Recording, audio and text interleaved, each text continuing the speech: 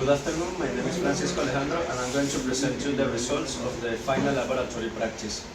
So the objectives and materials. The objectives of this final practice was just to apply all the knowledge that we learned through all the semester of the materials behavior course.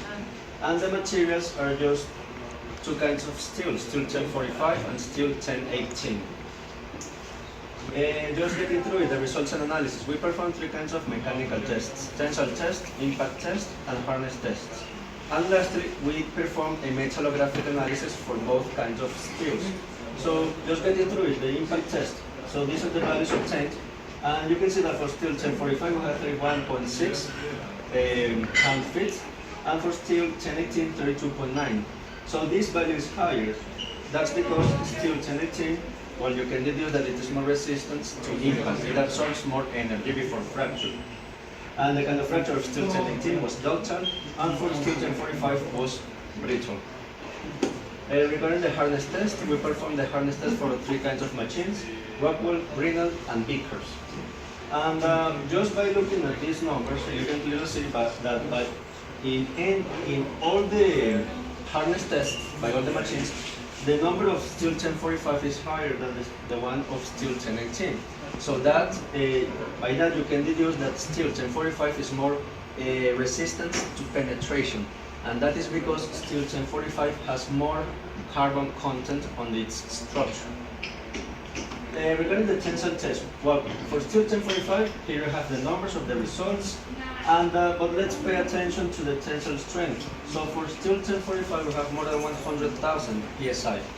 But regarding steel 1018, regarding steel 1018, you can see that for the tensile strength is about 95,100 psi. So you can see that the value for the tensile strength of this kind of steel is lower than the previous one. So you can conclude that this one is more elastic than the steel 1045.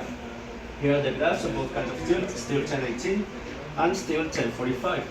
So you can see also again in a graphical manner that steel 1018 gets to the elastic limit before steel 1045. So again, you can prove that steel 1018 is more elastic than steel 1045. And here are the theoretical properties.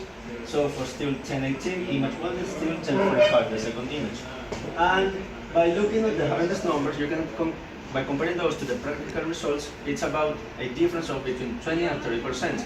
And regarding the tensile test, between 40 and 50%. This may be because of the calibration of the machine, because of the presence of dislocations, of impurities.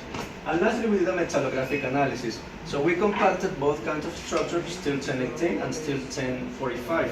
And we performed the metallographic analysis. Well, here are the images. For steel 1018, three kinds of magnification: 100, 1000, and 500.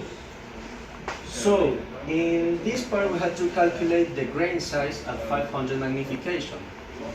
In this case for steel 1018, you can see that, it is not very clear, right? You cannot see the grains for this magnification. So I was not able to identify them, and thus I was not able to calculate the grain size. But well, the known area for the machine, well, given by the machine, was 9.27 to the minus 6 square inches. And for calculating the grain size, we just have to apply the ASTM formula and procedure with the correction of the magnification. Here you would have 500 divided by 900 square and times the counted grains. And for steel 1045, we have the same, but for this case, you can see that, well, I was able to identify the grains. So I surrounded them in blue, all right? Here you can see it in the video. The known area is the same as the previous one, and the counted grains 14, and applying the formula by ASTM, the grain size is 9.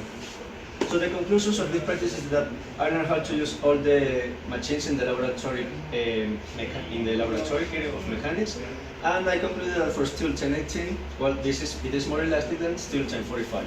And here are my references. Thank you.